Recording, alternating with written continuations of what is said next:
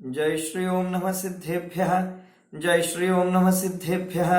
जय श्री ओम नमः सिद्धेभ्यः। नमो अरहन्ताणं नमो सिद्धाणं नमो आयिरीयाणं नमो उवाध्यायाणं नमो लोये सव्वसाहूणम् जीवमजीवं दौवं जिणवरवसहेण जेण निर्दिष्ठं देविन्दविन्दवन्दं वन्दे तं सौवदा शिरसा। जिस चैतन्य महाहिमगिरि से परिणति के घन टकराते हैं, शुद्ध अतीन्द्रिय आनंद रस की मूसल धारा बरसाते हैं। जो अपने आश्रित परिणति को रत्नत्रय की निधियां देता, वंदन उस चैतन्य राज को जो भव भव के दुख हर लेता। वंदन उस चैतन्य राज को जो भव भव के दुख हर लेता।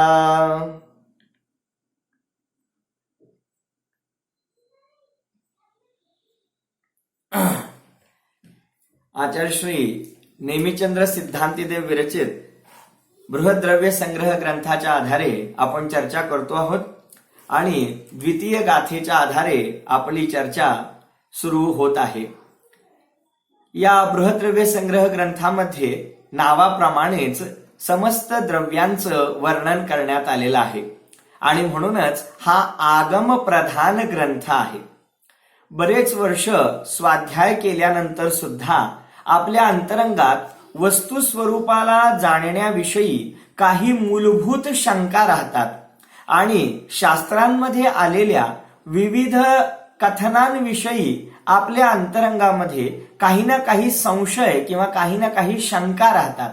तर त्यांचं समाधान होण्यासाठी आगम पद्धती आणि अध्यात्म पद्धती यांच्या स्वरूपाची आपल्याला व्यवस्थित ओळख होणं अतिशय गरजेचं आहे। मी व्याख्यानांच्या निमित्ताने अनेक लोकांशी भेटलो, परिचय झाला, अनेक ठिकाणी जाण्याचा योग आला आणि त्यावेळेला सर्वांशी बोलत असताना, सर्वांशी चर्चा करीत असताना मला हे नक्की आढळून आलं की अनेक वर्षीय शास्त्र स्वाध्याय करून सुद्धा काही मूलभूत गोष्टींसंबंधी आपल्याला थोड्याशा शंका राहिलेल्या असतात। त्यांच्या स्वरूपाविषयी आपल्या ज्ञानामध्ये निर्मळता आलेली नसते आणि त्यामुळे आपण या शास्त्र कथनांचा अगदी परफेक्ट जसाच्या तसा अर्थ करण्यामध्ये थोडेसे आपला पुरुषार्थ कमी पडतो आणि म्हणूनच त्याच्या लाभापासून सुद्धा आपण वंचित राहतो। मला आपल्याला हे सांगायचं आहे की या सर्व गोष्टी की ज्या आगम पद्धती आणि अध्यात्म पद्धतींमध्ये अतिशय बारकाव्याला धरून आहेत, त्या आपण आपल्या या मराठी भाषेतून अतिशय साध्या सरळ सोप्या पद्धतीतून पाहणार आहोत। हे मी मुद्दाम का सांगतो आहे, आता ही जी दुसरी गाथा आपण अभ्यासाला घेतलेली आहे यामध्ये ग्रंथकारांनी प्रतिज्ञा केल्याप्रमाणे जीव आणि अजीव द्रव्यांचं वर्णन आता ते प्रारंभ करत आहेत आणि त्यामध्ये सर्वप्रथम जे जीव द्रव्य आहे त्या जीव द्रव्याचं वर्णन करणारी गाथा आपण काल तिचा सामान्य अर्थ पाहिला होता। कशी आहे ती गाथा तर मी पुन्हा एकदा म्हणून दाखवतो। जीवो उवो गमवो अमुत्तिकत्ता सदेह परिमाणो भूता संसारथो सिद्धोसो विस्सोढगई। आता या जीवाचं स्वरूप सांगणाऱ्या या दुसऱ्या गाथेचा मराठी पद्यानुवाद हा अशा प्रकारे आहे। जीवोपयोगी अमूर्ती करता स्वदेह परिमाणी भोगी संसारी सिद्ध असे ऊर्ध्वगामी स्वभावी। अतिशय साधा सरळ अर्थ आहे या गाथेचा की पहिलं जे जीवद्रव्य आहे ते जीवद्रव्य 9 विशेषतांनी युक्त आहे। पहिलं म्हणजे जीव जगणारा आहे, दुसरा हा उपयोगमय आहे, तिसरा अमूर्ती आहे, चौथी विशेषता कर्ता आहे, पाचवी विशेषता स्वदेह परिमाणी म्हणजे आपल्या शरीराच्या आकारा एवढा आहे, सहाव्यांदा हा भोक्ता आहे, सातवी विशेषता संसारी आहे, आठवी तो सिद्ध देखील आहे आणि नववी विशेषता तो स्वभावाने ऊर्ध्व गमन स्वभाववाला आहे. आता आपल्याला जीव द्रव्याचा परिचय करून घेताना येथे एकूण 9 बाबींनी वर्णन करण्यात आलेलं आहे, जे की आपल्याला मुळातून शिकण्याजोगं आहे. आता या 9 विशेषता प्रत्येक गाथेद्वारे पुढे आपल्याला समजावून सांगणार आहेत. आपण या गाथेमध्ये केवळ त्यांचा सामान्य रीतीने परिचय करून घेणार आहोत. पहा, हा जीवात्मा, जीव त्यालाच समानार्थी शब्द आहे आत्मा. तर हा जीवात्मा आहे कसा, तुम्ही आणि मी मुळात आहोत कसे, याचं वर्णन येथे नेमिचंद्र सिद्धांती देवांनी 9 विशेषणांच्या माध्यमातून केलेलं आहे. चला तर मग सुरुवात करूया पहिल्या विशेषणाच्या चर्चेद्वारे. पहिली विशेषता त्यांनी सांगितलेली आहे, हा जीवात्मा जीव आहे म्हणजेच जगणारा आहे.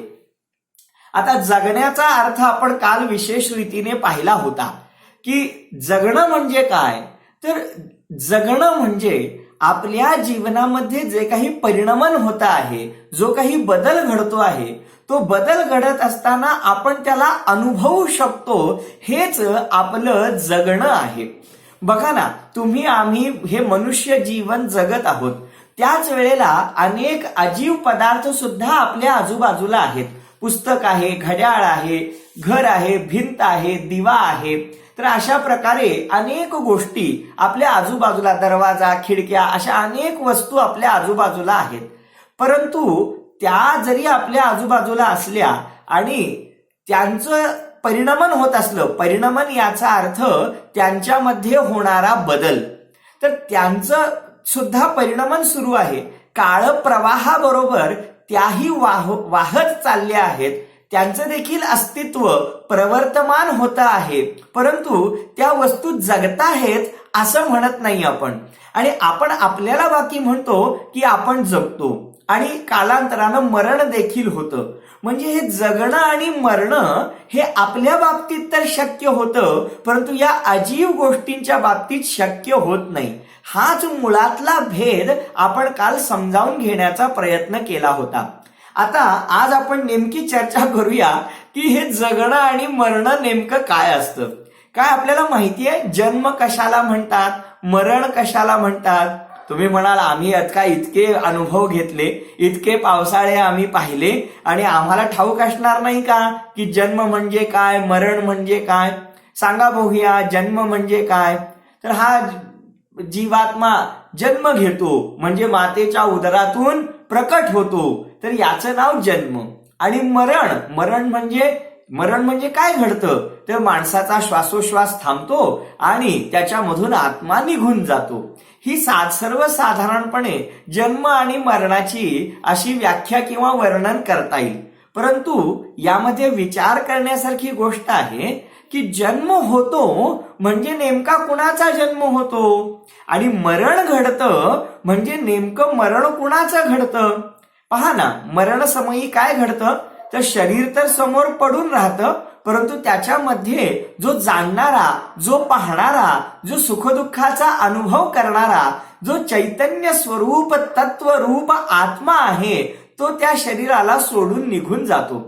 म्हणजे आपल्या कुटुंबामध्ये जेव्हा एखाद्या इष्ट व्यक्तीचं मरण घडतं, तर इतकी वर्ष आम्ही ज्याच्या सानिध्यामध्ये राहिलो, इतकी वर्ष ज्याच्या सोबत आम्ही हे आयुष्य घालवलं, त्या व्यक्तीचं शरीर तर आमच्या डोळ्यांसमोर असतं, परंतु तो चालणारा, तो बोलणारा, तो सुखदुःख व्यक्त करणारा, भोगणारा, तो चैतन्य रूप आत्मा तेथे ऍब्सेंट असतो, तेथे त्याची गैरहजेरी असते, तो निघून गेलेला असतो. आता मला नेमकं विचारायचंय, येथे मरण घडलं ते नेमकं कुणाचं मरण झालं, शरीराचं मरण झालं की आत्म्याचं मरण झालं. विचार करा बरं, शरीराचं मरण झालं की आत्म्याचं मरण झालं. तर आपल्या लक्षात येईल शरीराचं मरण तर झालं नाही, कारण शरीर तर समोर दिसतं आहे. शरीर समोर दिसतं आहे, मरण त्याचं झालेलं, त्याचं अस्तित्व आहे अजून. आणि जीवात्म्याचं मरण झालं म्हणावं तर तो आत्मा जसाच्या तसा निघून गेलेला आहे. म्हणजे त्याचं देखील अस्तित्व अजूनही कुठे ना कुठेतरी असणार आहे. तो आत्मा इथून निघून गेला म्हणजे नष्ट झाला असं नाहीये, तो कुठे ना कुठेतरी गेलेला आहे. मग याचा अर्थ असा झाला की मरण समयी शरीराचं अस्तित्व सुद्धा जसंच्या तसं आहे आणि आत्मा देखील जसाच्या तसा कुठेतरी निघून गेलेला आहे. तर मग विचार करण्यासारखी गोष्ट अशी झाली की मरण म्हणजे नेमकं कुणाचं झालं. तर याच्यावरून आपण हा निष्कर्ष काढला पाहिजे की ना जीवात्मा मरतो, ना शरीराचं मरण घडतं, ना आत्मा संपतो, ना हे शरीर नष्ट होतं. वास्तवामध्ये तर जीव आणि शरीर, आत्मा आणि हा देह हे एकत्र राहत होते, एक संयोग रूप होते आणि आता ते अलग झाले, ते वियोग झाले, त्यांचा वियोग झाला, यालाच मरण म्हणतात. म्हणजे मरण म्हणजे नाश पावणं असा जो आपण अर्थ केलेला आहे किंवा अशी जी आपण कल्पना केली आहे की मरण म्हणजे नष्ट होणं, ही कल्पना चुकीची आहे. मरण समयी नष्ट काहीच होत नाही. शरीराला शरीर असतं, आत्म्याला आत्मा असतो. फक्त त्या दोघांचा जो एकत्रित काही काळ संयोग झालेला होता, तो संयोग आता निघून जातो, त्यांचा वियोग होतो. तर या शरीर आणि आत्म्याच्या वियोगाचं नाव मरण आहे.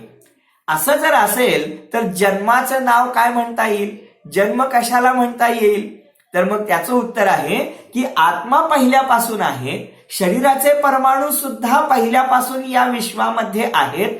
आत्मा नवीन तयार होत नाही, शरीर सुद्धा नवीन तयार होत नाही, परंतु म्हणजे शरीराचे परमाणू नव्याने बनत नाहीत. असलेल्याच परमाणूंपासून मातेच्या गर्भामध्ये शरीराची रचना होते. हा जीवात्मा कुठेतरी मरण करून त्या शरीरामध्ये प्रवेश करतो आणि मग यथायोग्य समयी प्रकट होतो. याचं नाव आहे शरीर आणि आत्मा जे पहिल्यापासूनच विद्यमान आहेत, त्यांचं एकत्रीकरण होणं, त्यांचं एकत्रित होणं, त्यांचा संयोग होणं, याचं नाव खऱ्या अर्थाने जन्म आहे. तर मग आज आपण हे समजावून घेतलं की जन्म आणि मरण म्हणजे कुठेही नवीन वस्तूचा उत्पाद नसून आणि कुठल्याही वस्तूचा नाश नसून आत्मा आणि शरीर या दोन पदार्थांचा संयोग होणं याचं नाव जन्म आहे आणि या दोघांचा वियोग होणं याचं नाव मरण आहे. नाश नव्हे, नवीन उत्पत्ती देखील नव्हे. तर अशा प्रकारे ह्या जन्म आणि मरणाला आपण समजावून घेतलं. आता आपण जगतो म्हणजे जन्मापासून मरेपर्यंत आपलं हे जीवन सुरू आहे, आपण जगत असतो. आता जगणं कशाला म्हणायचं, आपण त्याची चर्चा करूया. तुम्ही म्हणाल ही चर्चा का करता आहात? आणि पहिलंच विशेषण सांगितलेलं आहे, जो जगतो तो जीव आहे. मग आता आपण त्या जीवाच्या जगण्याची जी संकल्पना आहे ती आता आपण समजावून घेऊया. जीवनाची आणि मरणाची परीक्षा कशा प्रकारे होते हो? म्हणजे तुम्ही आणि मी जगत आहोत, अजून आपलं मरण झालेलं नाही. हे कशावरून? आपण आपल्या जगण्याची परीक्षा कशावरून केली जाते? किंवा एखादी व्यक्ती निधन पावली आहे, मृत झाली आहे, याची परीक्षा कशाद्वारे करतात?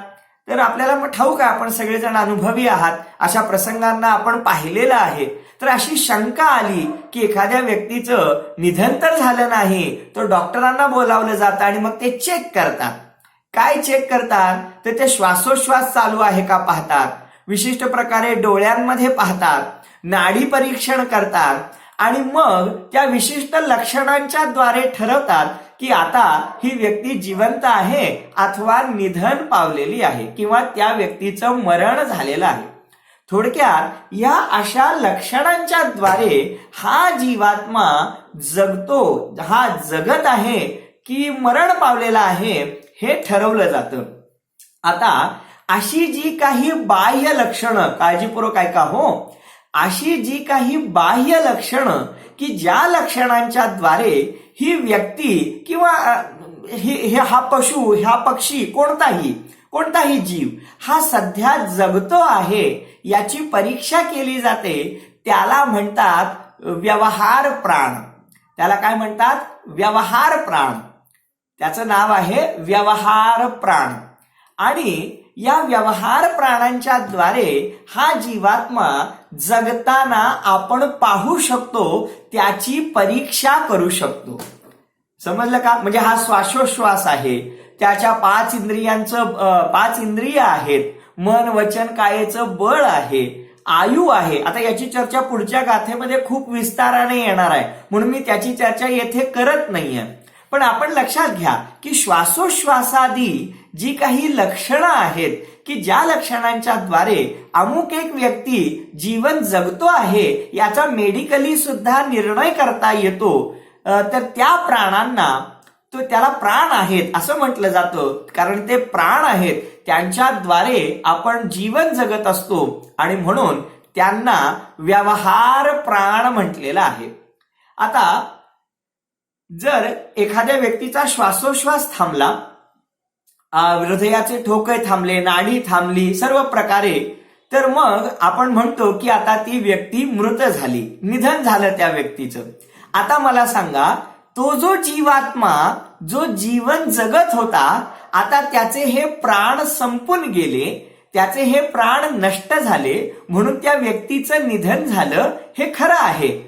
परंतु काय अशा प्रकारे हा श्वासोश्वास थांबल्याने त्या जीवात्म्याचं मरण होतं, तो जीवात्मा नष्ट होऊन जातो, त्या आत्म्याचं अस्तित्व संपतं? तर इथं आपण लक्षात घेतलं पाहिजे की नाही, याद्वारे त्या व्यक्तीचं किंवा त्या जीवात्म्याचं अस्तित्व संपून जात नाही. तो जीवात्मा इथून जाऊन या शरीराचा त्याग करून अन्यत्र जन्म घेतो आणि तेथे त्याचं जीवन सुरू राहतं. म्हणजे हा जीवात्मा या शरीरामध्ये राहत असताना विशिष्ट लक्षणांच्या द्वारे जगताना आढळतो, परंतु खरं पाहिलं असता या शरीरासोबत नसताना सुद्धा या जीवात्म्याचं जगणं तसंच सुरू राहतं. उदाहरणार्थ, सर्व प्रकारे शरीराचा अभाव करून, या शरीराचा नाश करून जे अशरीरी बनले, सिद्ध भगवान बनले, ते अष्टकर्मांचा नाश करून बनलेले सिद्ध परमात्मा सुद्धा जीवन जगत आहेत. त्यांचं देखील जीवन सुरू आहे, कारण त्यांच्याकडे निश्चय प्राण आहेत. त्याला काय म्हणतात? निश्चय प्राण म्हणतात. म्हणजे 2 प्रकारे आपण चर्चा करतो आहोत. हा जीवात्मा जगतो तो 2 प्राणांनी जगतो, 2 प्रकारच्या प्राणांनी जगतो. पहिला प्रकार म्हणजे व्यवहार प्राण. पहिला प्रकार व्यवहार प्राण, ज्याची आम्ही काय करू शकतो? परीक्षा करू शकतो. आणि दुसरा आहे निश्चय प्राण.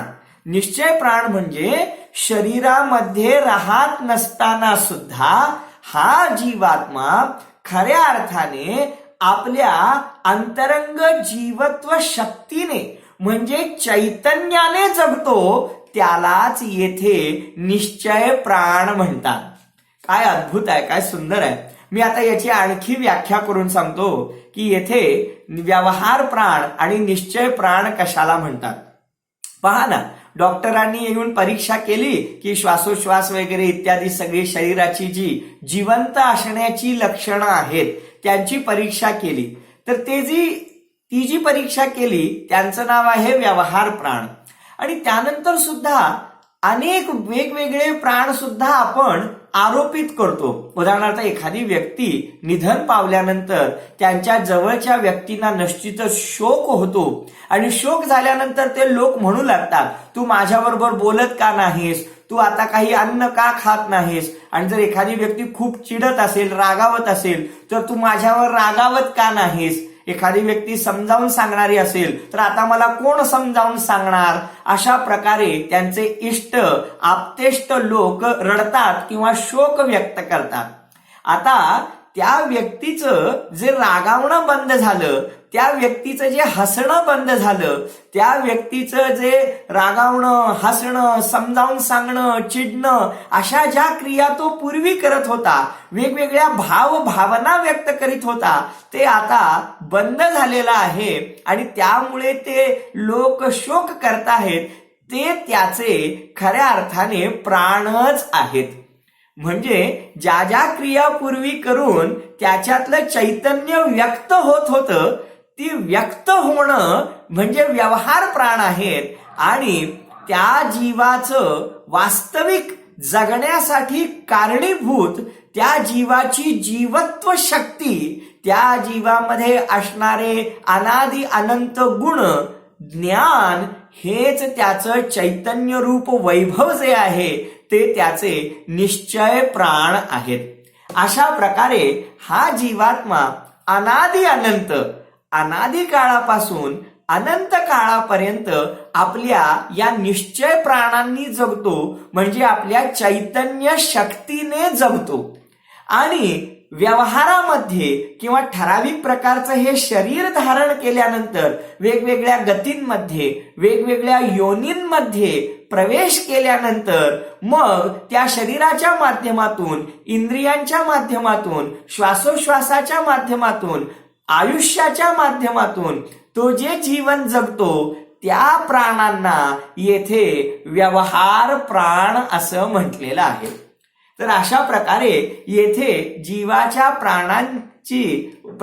प्राणांचं वर्णन हे दोन प्रकारे करण्यात आलेलं आहे.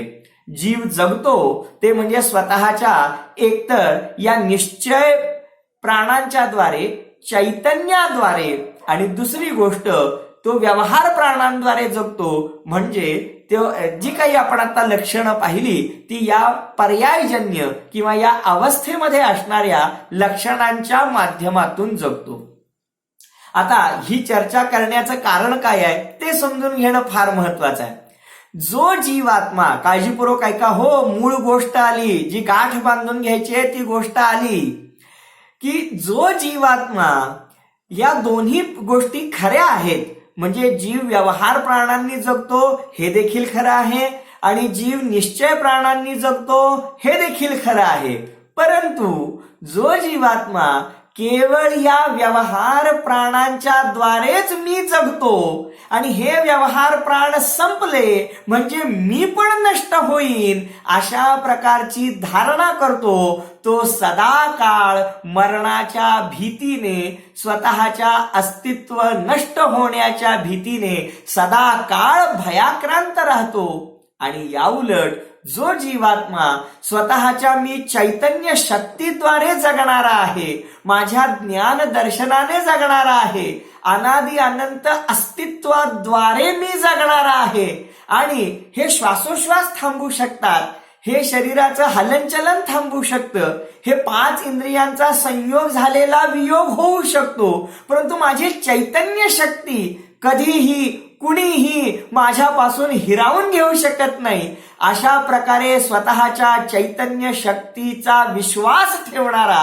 असा जो सम्यक दृष्टी जीव आहे, त्या जीवाला कदापि स्वप्नात सुद्धा मरण भय होत नाही.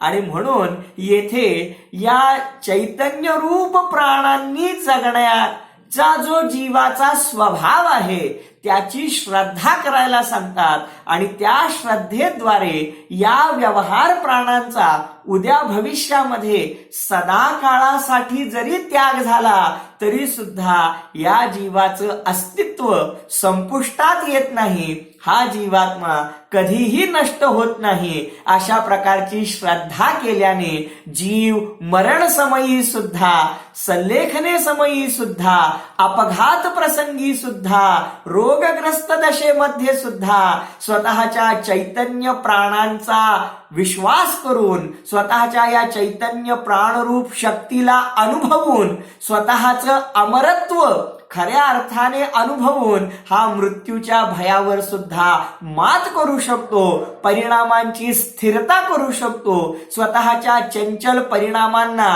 एकाग्र करू शकतो आणि याद्वारे खऱ्या अर्थाने तो अध्यात्माला जगू शकतो. अशा प्रकारे येथे ध्यानासाठी आवश्यक असणारी ही जी जीवत्व शक्ती आहे त्या जीवत्व शक्तीचं 2 प्रकारे वर्णन करतात. अद्भुत आहे. जैनाचार्यांची किमया खरोखर अद्भुत आहे की त्यांनी मूळ वास्तविक स्वरूप देखील सांगितलेलं आहे आणि त्याच वेळेला सध्याची जी जीवाची वर्तमान दशा आहे ती सुद्धा जशीच्या तशी सांगितलेली आहे. म्हणजे मूळ पारमार्थिक सत्य ते सुद्धा प्रकट केलेलं आहे आणि त्यासोबत जे व्यवहार्य सध्या डोळ्यांनी दिसणारं जे सत्य आहे त्याचा देखील स्वीकार केलेला आहे. ओहो, अद्भुत आहे. बाबा रे, या व्यवहार प्राणांना तू कितीही जपण्याचा प्रयत्न केलास, कितीही सांभाळून ठेवण्याचा प्रयत्न केलास तरी सुद्धा एक ना एक दिवस आयु कर्माचे परमाणू संपल्यानंतर हे आयुष्य नष्ट होणार आहे. हा श्वासोश्वास तू कितीही ऑक्सिजन लावलास, कितीही व्हेंटिलेटर लावलास तरी सुद्धा हा श्वासोश्वास एक ना एक दिवस संपणारच आहे. आणि म्हणून आपण त्या प्राणाच्या संपण्याबरोबर आपण संपणारे नाही. खरोखर त्या व्यवहार प्राणांचा अभाव झाला असता मी नष्ट होत नाही अशा प्रकारची अंतरंगातून उल्हासमय, अंतरंगातून आत्मविश्वासमय जेव्हा भावना जागृत होते तेव्हा निश्चितच तो खऱ्या अर्थाने जिनेंद्राचा भक्त होतो आणि त्याद्वारे तो या मृत्यू भयावरती सुद्धा मात करतो.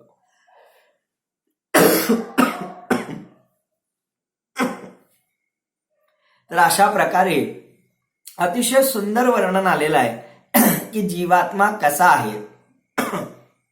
तर हा जीव 2 प्रकारांनी जगणार आहे. आता याची विशेष चर्चा खूप करता येण्यासारखी आहे, ती आपण पुढच्या गाथेमध्ये पाहूया. आता आपण केवळ एवढाच विचार केला की जीवाला जीव असं नाव का पडलं. तुमच्यापैकी किती लोकांना ठाऊक आहे की जीव द्रव्याला जीव असं नाव का पडलं. जीवती इति जीवः, जो जगतो तो जीव. आणि संस्कृत भाषेमध्ये जगण्याला जीवती असं क्रियापद आलेलं आहे आणि म्हणून जो जीवती म्हणजे जगतो तोच जीव आहे. अशा प्रकारे या पहिल्या द्रव्याला जीव असं नाव पडलेलं आहे. आणखी एक कारण आहे याच्यामध्ये. ते कारण म्हणजे या जीव द्रव्यामध्ये तुमच्या माझ्यामध्ये एक जीवत्व नावाची शक्ती आहे. काय आहे? जीवत्व नावाची शक्ती आहे की जी आपल्याला जगणे रूप क्रिया करविते आणि म्हणून त्या जीवत्व शक्तीमुळे तुमचं आणि माझं नाव जीव असं आहे. आणि म्हणून या पहिल्या द्रव्याची, जीव द्रव्याची पहिली विशेषता सांगतात की जो जगतो तो जीव होय. आणि या जीवाचं जगणं 2 प्रकारे आहे. एक अनादि अनंत आपल्या चैतन्य प्राणांच्या द्वारे, ज्ञान दर्शन उपयोगाद्वारे किंवा स्वतःच्या अनादि अनंत अस्तित्वाद्वारे हा जीवात्मा जगत राहतो. तो चैतन्य रस या जीवामध्ये सदा काळासाठी भरून राहिलेला आहे आणि त्याद्वारे मी नष्ट होणारा नाही असा सांगणारा हा पहिला चैतन्य रूप निश्चय प्राण. आणि त्याच वेळेला ही पर्याय, ही अवस्था, हे आयुष्य ज्यांच्या आधारे टिकून राहिलं आहे ते श्वासोश्वास, आयुष्य, 5 इंद्रिय, मन वचन कायेचं बळ, ज्यांची चर्चा आपण पुढे करणार आहोत. तर हे सगळे व्यवहार प्राण की ज्यांच्यामुळे हे जीवन सुरू आहे. वर्तमानातलं जीवन ज्या प्राणांवर अवलंबून आहे ते व्यवहार प्राण. अशा प्रकारे हा जीवात्मा 2 प्रकारांनी जगतो. एक अनादि अनंत निश्चय प्राण रूप चैतन्याद्वारे आणि दुसरे व्यवहार सध्याच्या या वर्तमान अवस्थेला कारणीभूत असणाऱ्या व्यवहार प्राणांच्या द्वारे. अशा प्रकारे येथे आपण जीवाच्या जगण्याची चर्चा केली. आता दुसरा बिंदू घेऊया, तो आहे उवोगमो. म्हणजे हा आत्मा उपयोगमय आहे. काय सुंदर विशेषण सांगतात की हा आत्मा म्हणजे हा जीवात्मा उवोगमो म्हणजे उपयोगमय आहे. आता उपयोग कशाला म्हणतात तर त्याची आपण चर्चा करूया. दोन शब्द आहेत ना, उपयोगमय, पहा तिथे दिलेला आहे उवोगमो आणि खाली दिलेला आहे उपयोगमय. तर उपयोग कशाला म्हणतात तर या जीवात्म्यामध्ये, या जीवद्रव्यामध्ये ज्ञान आणि दर्शन नावाचे दोन गुण आहेत. दोन गुण आहेत, एक ज्ञान गुण आणि दुसरा दर्शन गुण आहेत. अनंत गुण, कारण अनंत गुणांच्या समूहाला द्रव्य म्हणतात असं आपण मागच्या व्याख्यानामध्ये शिकलेलो होतो. तर मग या जीवद्रव्यामध्ये अनंत गुण आहेत आणि त्या अनंत गुणांपैकी एक ज्ञान गुण आहे जो जाणण्याचं काम करतो आणि दुसरा दर्शन गुण आहे जो पाहण्याचं काम करतो. तर आता या ज्ञान दर्शन गुणांच्या माध्यमातून या जीवाचा व्यापार सुरू असतो. व्यापार म्हणजे ज्ञान दर्शनाच्या व्यापारालाच उपयोग म्हणतात. काय सांगितलं? ज्ञान दर्शनाच्या व्यापारालाच उपयोग म्हणतात आणि उपयोगो लक्षणम असं सांगितलेलं आहे. म्हणजे जीवाचा उपयोग हा लक्षण आहे. म्हणजेच काय, जीवाचं ज्ञान कधीही नष्ट होत नाही, जीवाचं ज्ञान कधीही थांबत नाही.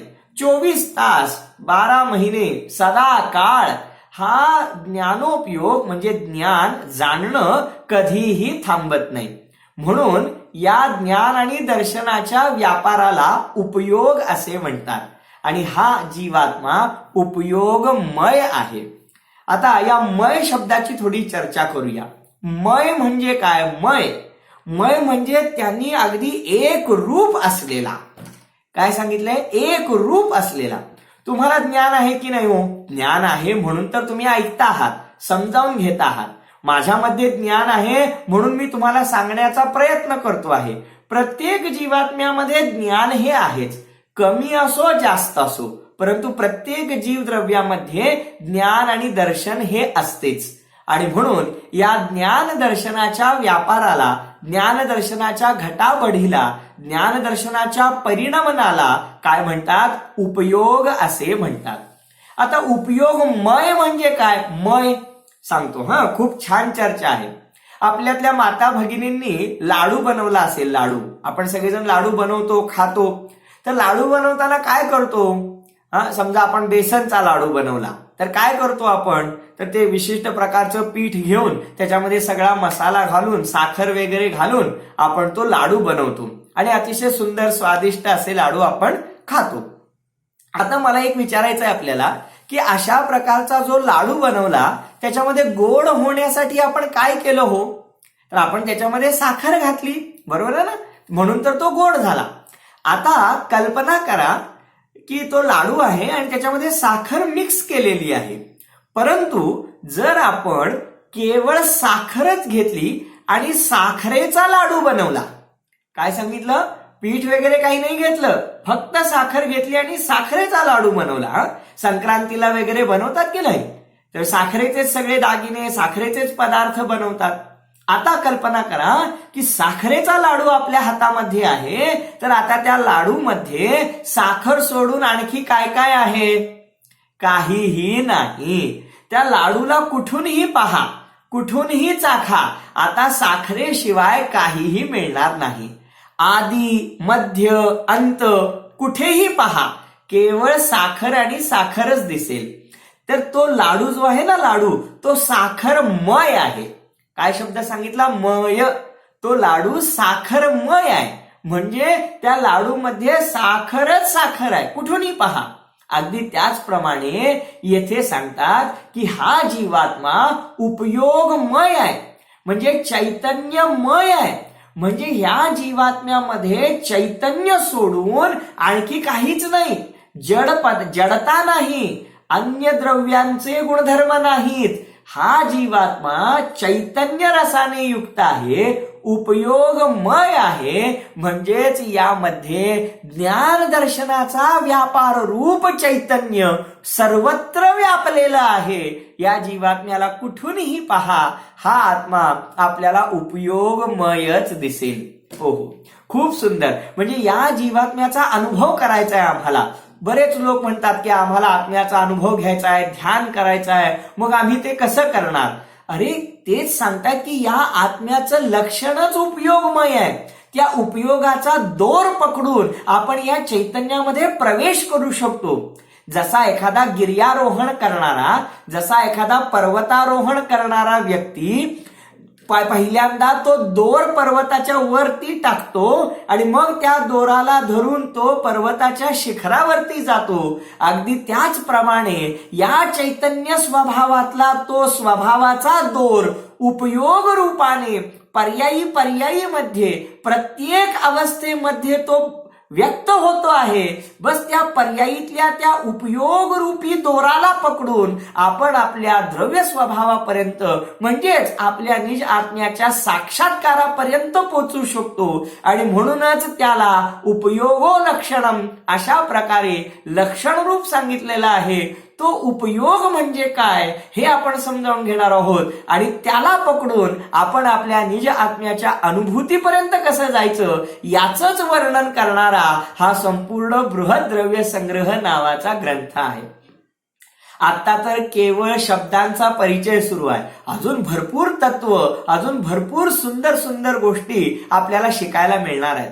तो उपयोगमय हे या जीवाचं विशेषण आहे. हा जीवात्मा उपयोगमय आहे, म्हणजेच या आत्म्यामध्ये ज्ञान दर्शन आहे. पहा, तुम्ही जाणता, मी जाणतो, सगळे इतर देखील जीव जाणतात, अरिहंत सिद्ध सुद्धा जाणतात, त्यांच्यामध्ये देखील ज्ञान आहे. पण थोडा फरक आहे. काय फरक आहे? मला जे ज्ञान आहे त्यातलं थोडं तुम्हाला असेल, तुम्हाला थोडं ज्ञान आहे त्यातलं मला थोडं असेल, तुमच्या ज्ञानापैकी काही ज्ञान माझ्याजवळ नसेल, माझ्या काही ज्ञानापैकी तुमच्याकडे काही ज्ञान नसेल. म्हणजे प्रत्येकाचं ज्ञान कमी जास्ती आहे. कुणाला कशाचं ज्ञान आहे, कुणाला कशाचं ज्ञान आहे, प्रत्येकाच्या ज्ञानामध्ये तरतमता आहे, हीनाधिकता आहे. परंतु अरिहंत आणि सिद्धांचं ज्ञान जर पाहिलं तर ते ज्ञान पूर्ण व्यक्त आहे. कारण ज्ञानाचं जे आवरण आहे ना, ज्ञानाचं आवरण जे कर्म, ज्ञानावरण, दर्शनावरण, त्या ज्ञानाला दर्शनाला झाकणारं जे कर्म आहे त्या कर्मांचा त्यांनी पूर्ण अभाव केलेला आहे. आणि त्या झाकणाऱ्या कर्मांच्या पूर्ण अभावामुळे त्यांचं ज्ञान आणि त्यांचं दर्शन पूर्ण व्यक्त झालेलं आहे, पूर्ण विकसित झालेलं आहे. तर अशा प्रकारे पूर्ण ज्ञानाद्वारे, पूर्ण दर्शनाद्वारे जो उपयोग आहे तो उपयोग जीवाचा खरा स्वभाव आहे. आणि तो स्वभाव सध्या तुम्हाला मला व्यक्त नाही.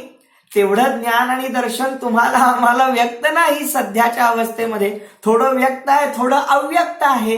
अशी जी आपली क्षयोपशम रूप, क्षयोपशम रूप म्हणजे थोडा क्षय, थोडा उपशम, थोडा उदय, म्हणजेच थोडं व्यक्त आणि थोडं अव्यक्त, अशी जी आपली सध्याची अवस्था आहे त्या अवस्थेद्वारे आपला उपयोग कार्य करतो आहे. तो उपयोग अशुद्ध नयाने उपयोग आहे, म्हणजे अशुद्ध उपयोग आहे. काय सांगितलं? जीव हा उपयोगमय आहे म्हणून सांगितलं ना. त्या उपयोगाला सुद्धा दोन प्रकारे सांगतात. कोणते दोन प्रकार? पहिला शुद्ध नयाद्वारे. शुद्ध नयाद्वारे म्हणजे ज्ञान आणि दर्शन त्याच्या प्रतिपक्षीभूत, त्याचं विरोधी जे कर्म आहे त्या कर्मांचा नाश केल्यामुळे परिपूर्ण व्यक्त झाले. अशा त्या परिपूर्ण व्यक्त झालेल्या ज्ञान दर्शन उपयोगमय जीव आहे असं जे कथन आहे ते शुद्ध नयाद्वारे केलेलं कथन आहे. म्हणजे हा जीवात्मा शुद्ध उपयोगमय आहे, परिपूर्ण उपयोगमय आहे असा देखील जीवात्मा आहे. आणि त्याच वेळेला ज्यांना अशा प्रकारे पूर्ण शुद्धता प्राप्त झालेली नाही, थोडं ज्ञान प्रकट आहे, थोडं ज्ञान अप्रकट आहे, थोडं दर्शन प्रकट आहे, थोडं दर्शन अप्रकट आहे, अशा प्रकारे ज्या जीवांचं तरतमता रूप थोडं व्यक्त थोडं अव्यक्त अशा प्रकारे उपयोग ज्यांचा आहे ते त्या जीवांना अशुद्ध नयाने उपयोग प्रकट आहे. अशा प्रकारे येथे 2 प्रकारे जीवाचं वर्णन करण्यात आलेलं आहे. हा जीवात्मा उपयोगमय आहे. पहिला प्रकार शुद्ध नयाने केवल ज्ञान केवल दर्शन रूप आहे आणि अशुद्ध नयाने तुमच्या माझ्यासारखा सध्याच्या अवस्थेमध्ये तो क्षयोक्षम ज्ञानधारी आहे. तो दर्शनोपयोगामध्ये अल्पदर्शनधारी आहे. अशा प्रकारे जीवात्मा एकाच वेळेला 2 प्रकारे हा शुद्ध नयाने शुद्ध उपयोगधारी आणि अशुद्ध नयाने अशुद्ध उपयोगधारी आहे. अशा प्रकारे जीव द्रव्याचं वर्णन दोन्ही प्रकारे करण्यात आलेलं आहे. यातलं कोणतं खरं आणि कोणतं खोटं? बाबा रे, शास्त्रामध्ये सांगितलेलं आहे खरं खोटं करू नकोस, दोन्ही खरे आहेत. काय सुंदर सांगतात की काही लोकांना वाटतं नाही आत्मा हा केवळ शुद्ध असू दे अशुद्ध नसू दे. असं नाही. सध्या हा आत्मा अशुद्ध नयाने अशुद्ध उपयोगमय आहे. कर्मांनी युक्त आहे. क्षयोक्षमाने युक्त आहे. सध्या अरिहंत आणि सिद्धांप्रमाणे शुद्ध नाही. इतकी शुद्धता आमच्यामध्ये सध्या प्राप्त झालेली दिसत नाही. बोला, खरं आहे ना? आपल्यापैकी कुणालाच केवळ ज्ञान नाही, आपल्यापैकी कुणालाच केवळ दर्शन नाही. असतं तर आम्ही प्रवचन कशाला ऐकलो असतो? आपण भगवान बनलो असतो, आहे की नाही? तर हे समजून घेतलं पाहिजे की कोणतं खरं आणि कोणतं खोटं नाही. दोन्ही गोष्टी खऱ्या आहेत. फक्त एवढंच समजून घ्यायचं आहे की अशुद्ध नयाने आमच्यामध्ये जो अल्पज्ञान दर्शनाचा उपयोग चालू आहे तो आम्हाला संपवायचा आहे आणि आम्हाला शुद्ध नयाने जो पूर्ण ज्ञानोपयोग आणि पूर्ण दर्शनोपयोग सांगितलेला आहे तो आम्हाला प्रकट करायचा आहे. अशा प्रकारे दोन्ही स्थिती सत्य असताना सुद्धा आम्हाला वर्तमानातली ही अशुद्ध नयाने सांगितलेली स्थिती पूर्णपणे नष्ट करून टाकायची आहे, तिचा अभाव करायचा आहे आणि शुद्ध नयाने जी स्थिती आहे तिचा आम्हाला स्वीकार करायचा आहे, तिचं प्रकटीकरण आपल्याला करायचं आहे. हे आपल्याला यामधून शिकण्यासारखं आहे. तर अशा प्रकारे जीवात्म्याचं वर्णन 2 विशेषणांनी केलेलं आहे. अजून याचा खूप विस्तार प्रत्येक गाथेमध्ये पुढे पुढे येणार आहे, त्यावेळी आपण त्याची चर्चा करू. केवळ याचा आपण सामान्य परिचय करून घेतो आहोत की जीव हा जगतो म्हणजे मी 2 प्रकारे जगणं सांगितलं. अनादि अनंत चैतन्य शक्तीद्वारे सदा काळ हा आत्मा शरीराशिवाय श्वासोश्वासाशिवाय कोणत्याही बाह्य उपकरणाशिवाय आपल्या चैतन्य रसाने ज्ञानदर्शनाने सदा काळ जगत असतो. या चैतन्य आत्म्याचा कधीही नाश होत नाही. आत्मा कधीही मरत नाही. तो सदा काळ अमर आहे. ही पहिली अपेक्षा की हा आत्मा खऱ्या अर्थाने शुद्ध नयाद्वारे या अनादि अनंत चैतन्य शक्तीद्वारे. हॅलो, येतोय आवाज? येतोय आवाज? येतो का आवाज? येतोय. हा, ठीक आहे. बिलकुल. हा, मला हे सांगायचं होतं की आपण वास्तवामध्ये हे समजावून घेतलं पाहिजे की खऱ्या अर्थाने हा अनादि अनंत जो चैतन्य रूप प्राण आहे त्या अनादि अनंत चैतन्य रूप प्राणाद्वारे आपण शुद्ध नयाद्वारे जगतो आणि त्याच वेळेला ही जी वर्तमान पर्याय आहे त्या वर्तमान पर्यायीमध्ये श्वासोश्वासादी अशुद्ध प्राणांच्या द्वारे जगतो. आणि दुसरी अपेक्षा उपयोगमय, त्यामध्ये आपण अनादि अनंत जो जीवात्मा त्याची जी शुद्ध रूप अवस्था, जो केवळ दर्शन केवळ ज्ञान स्वभाव, तो खऱ्या अर्थाने आपला हा पहिला उपयोग जो शुद्ध उपयोग आहे किंवा शुद्ध नयाने सांगितलेला उपयोग आहे ते आपल्या जीवाचं एक स्वरूप आहे. आणि त्याच वेळेला दुसरं जे व्यक्ताव्यक्त रूप, हीनाधिक रूप, तरतमता रूप जे आहे उपयोगमय, तो उपयोग सुद्धा आपलं एक स्वरूप आहे. तर अशा प्रकारे या दोन्ही पद्धतीने येथे जीवात्म्याचं वर्णन केलेलं आहे. आणखी शेष चर्चा यथासमय करूया. या सगळ्या पहिल्या जीवाचं स्वरूप समजावून घेतल्याशिवाय त्या जीवाच्या स्वरूपाची प्राप्ती आपल्याला होणं शक्य नाही. आणि म्हणून आपण या जीवात्म्याचं स्वरूप समजावून घेऊया, याद्वारे आचार्यांचं मंतव्य समजावून घेऊया आणि मग याचा उपयोग करून आपल्या जीवनातील सर्व प्रकारच्या क्लेशांचा, सर्व प्रकारच्या विवंचनांचा अभाव करून आपण देखील सिद्धपदाला प्राप्त करूया. या मंगल भावनेने ओम नमः. अद्भुत चर्चा सुरू आहे. ज्यांना ज्यांना मृत्यूची भीती वाटते तर हे प्रवचन ऐकतील तर त्यांच्या मनातलं ते मरणाचं भय निघून जाईल. सुंदर जीवाच्या लक्षणांची चर्चा आहे. बृहद्रव्य संग्रहाच्या दुसऱ्या गाथेतल्या 9 विशेषणांमधून पहिल्या 2 विशेषणांवर आपली आजची चर्चा होती.